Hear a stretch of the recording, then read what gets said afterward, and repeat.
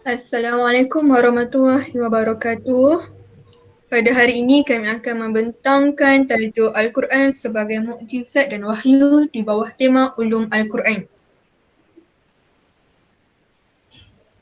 Pertama sekali, saya akan menerangkan definisi Al-Quran, wahyu dan juga mukjizat. Pertama, definisi Al-Quran dari segi bahasa. Al-Quran bererti bacaan, iaitu asal perkataannya ialah qira'ah. Kata Al-Quran adalah berbentuk masdar menurut wazan fu'lan seperti syukran dan ghufran dengan erti isim maf'ul iaitu makru'un yang bermaksud dibaca. Dari segi istilah pula, Al-Quran ialah kalam Allah yang mempunyai mukjizat turunkan kepada Nabi Muhammad sallallahu alaihi wasallam melalui malaikat Jibril dalam bahasa Arab, diriwayatkan kepada kita secara mutawatir. Membacanya merupakan ibadah, dimulai dengan surah Al-Fatihah dan diakhiri dengan surah An-Nas. Seterusnya, definisi mukjizat. Mukjizat dari segi bahasa berasal daripada perkataan i'jazun yang bermaksud dilemahkan. Dari segi istilah, mukjizat bermaksud perkara luar biasa yang menyalahi adat kebiasaan manusia yang dianugerahkan Allah SWT kepada Rasulnya sebagai bukti akan kebenaran risalah mereka kepada umat Islam. Dan yang terakhir, definisi wahyu.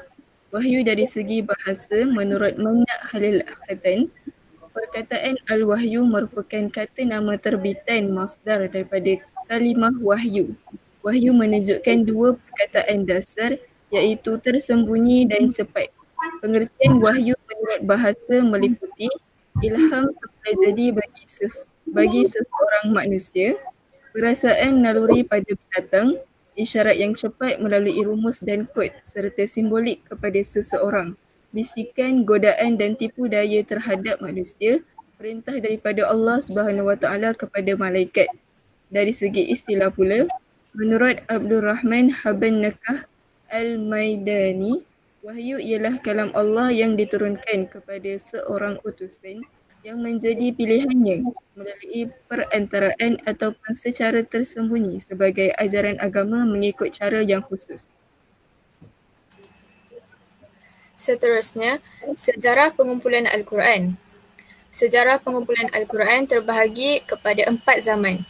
Yang pertama, pada zaman Nabi Muhammad, Al-Quran diturunkan selama 23 tahun secara beransur-ansur, iaitu 13 tahun di Mekah dan 10 tahun di Madinah.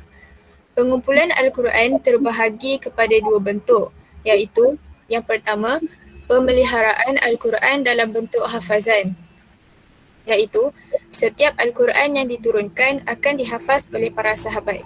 Yang kedua, pengumpulan Al-Quran dalam bentuk penulisan.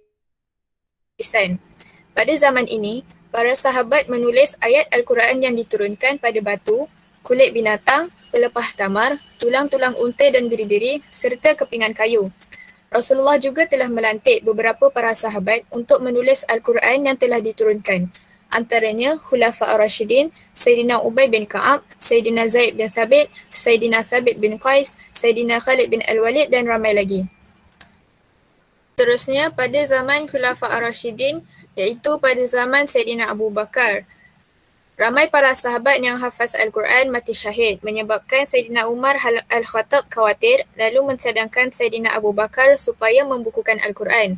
Pada awalnya, Sayyidina Abu Bakar menolak cadangan tersebut kerana tidak pernah dilakukan oleh Nabi Muhammad. Namun akhirnya, beliau bersetuju demi memelihara Al-Quran dan melantik Sayyidina Zaid bin Thabit untuk mengumpulkan Al-Quran.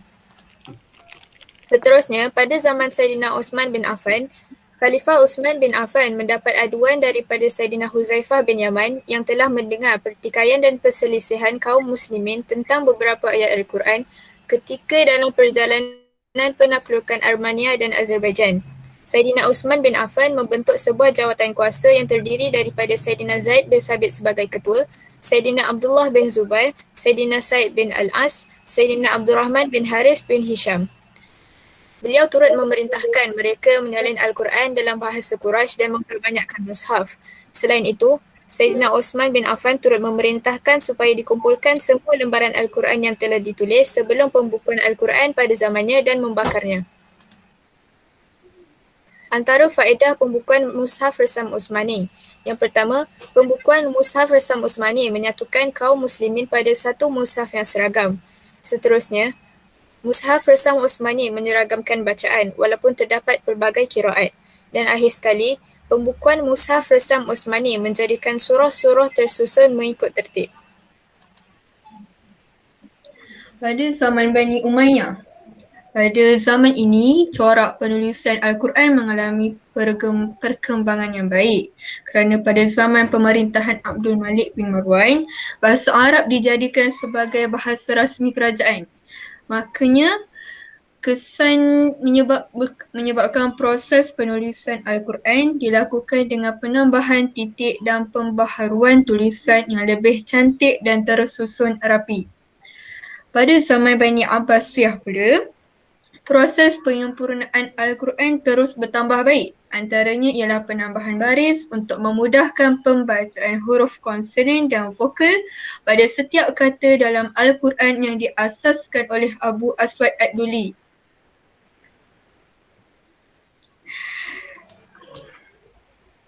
Apa istimewanya Al-Quran berbanding dengan kitab-kitab samawi yang lain? Pertama, Al-Quran mudah untuk dihafaz oleh sesiapa sahaja, tidak kira bangsa Arab ataupun bangsa Melayu, semuanya boleh hafaz. Yang kedua, Al-Quran mendapat jaminan daripada Allah Subhanahu wa Ta'ala untuk kekal dan dijaga sendiri olehnya. Seperti mana yang kita lihat sekarang, Al-Quran tiada sebarang kecelaan untuk umat Islam membacanya. Yang ketiga, Al-Quran diturunkan kepada Nabi Muhammad SAW dalam bahasa Arab berbanding kitab-kitab samawi yang lain yang kebiasaannya mengikut bahasa bangsa tersebut. Yang keempat, Al-Quran mencakupi semua aspek yang terdapat dalam kitab-kitab samawi sebelumnya. Memandangkan Al-Quran juga merupakan sumber utama diikuti oleh sunnah, hadis untuk menjadi rujukan kepada umat Islam. Yang kelima, Al-Quran merupakan mukjizat yang tidak mampu ditandingi oleh semua pencabarnya.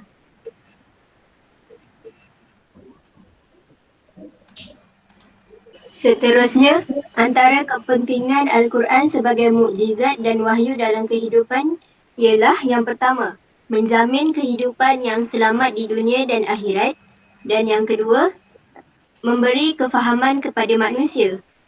Seterusnya, kepentingan ketiga ialah meletakkan asas dan panduan kepada cendekiawan, dan yang terakhir, mempertahankan keimanan seorang Muslim.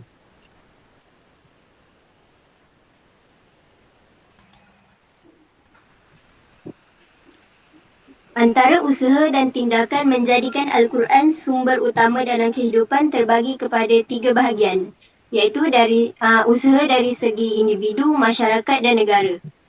Usaha dari segi individu ialah berpegang teguh dengan ajaran Al-Quran dalam segenap aspek kehidupan. Seterusnya, dari segi masyarakat pula, mengadakan program berkaitan Al-Quran seperti Halaqah Al-Quran. Dan yang terakhir, dari segi negara, memperkasakan pengajian Al-Quran melalui pendidikan di sekolah. Sebelum kami mengakhiri pembentangan ini, saya akan berkongsi satu hadis daripada riwayat Muslim yang mana hadisnya berbunyi, bacalah Al-Quran kerana sesungguhnya dia akan datang pada hari kiamat sebagai pemberi syafaat kepada orang yang membacanya. Wabillahi taufiq wa hidayah. Assalamualaikum warahmatullahi wabarakatuh. Syukran katsiran.